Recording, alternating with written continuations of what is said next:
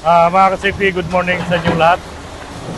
So ngayon, nandito ako ngayon sa may Barangay Mac at saka Javier. Itong Barangay Mac ay sakop ito ng lungsod ng Sugod. So kung natandaan nyo mga ka-safety, yung bagyo na Tino, ito yung pininsala niya. Tinan mo yung tulay, grabe yung tulay nasira. Kasi tinan mo yung mga ka-safety, yung pader dyan, hanggang dito yan. So nung nasira pala yung dike doon, kaya yung tubig bumigay, ang dami, ang lakas ng tubig. Biro nyo kasi mga ano pala dito, bali 5 bahay ang naano dito. So buti na lang, nag-evacuate sila doon sa may barangay hall. So nag-umpisa pala yung baha dito alas 10 ng gabi. Tapos lumakas nung bandang alauna na. Kaya ito na yung pangyayari, oh. Tingnan yung mga ka-safety, oh. Oh. Grabe. Grabe yung pangyayari dito. So, may crack pa dito. Kaya yung ano dito, yung limitado lang dumadaan dito. Mga light vehicles lang. So, ngayon, yung mga pasahero galing Hinunangan, Diluan, hanggang dito lang sa kabilang side. Saka may nag-aabang ng mga bus sa kabilang side din. So tingnan yung mga kasip ko, may ano na tinatrabaho ng taga-DP. Yan, oh. Kung nakita nyo, ito yung bali ano nila, yung ilog. Grabe yung mga kasip ko, oh. Tingnan mo yung mga pundasyon ng ano, yung mga tulay, yung sa tulay. Oh. Kaya buti na lang naagapan nito ng taga DPWH na limitado lang dadaan. So, yun na nga ang sabi ko na ano lang yung baba sa kabila, tapos lalakad yung mga pasahero, doon na naman sila mag-abang, yung ibang bus nag-abang sa kabila.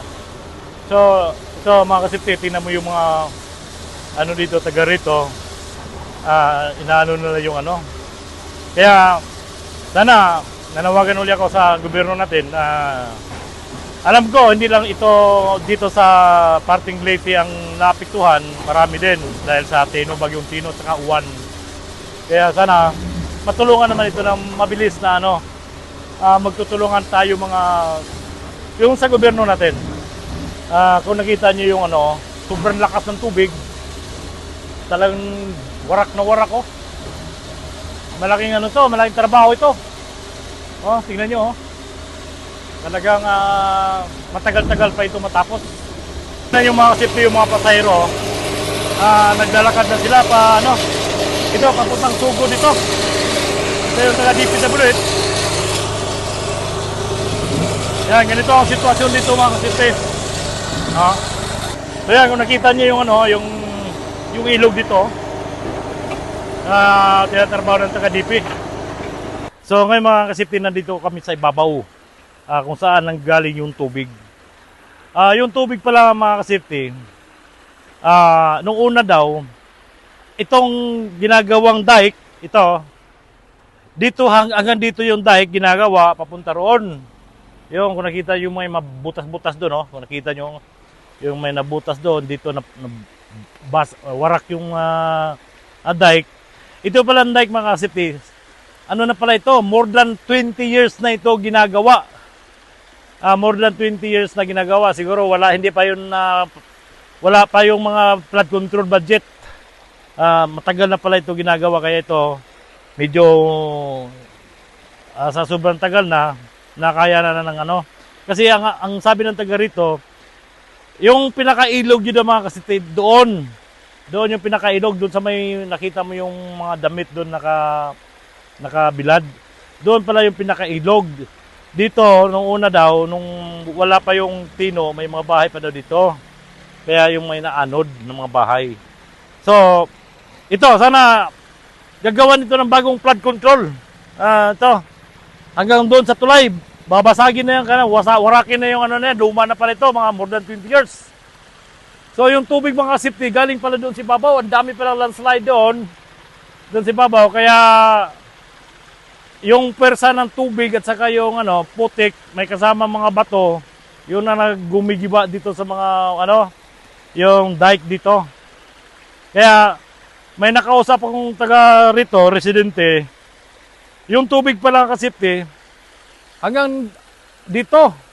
Mula sa parang kasi ako, maliit ako, yung kausap kong tao, yung taga rito matangkad.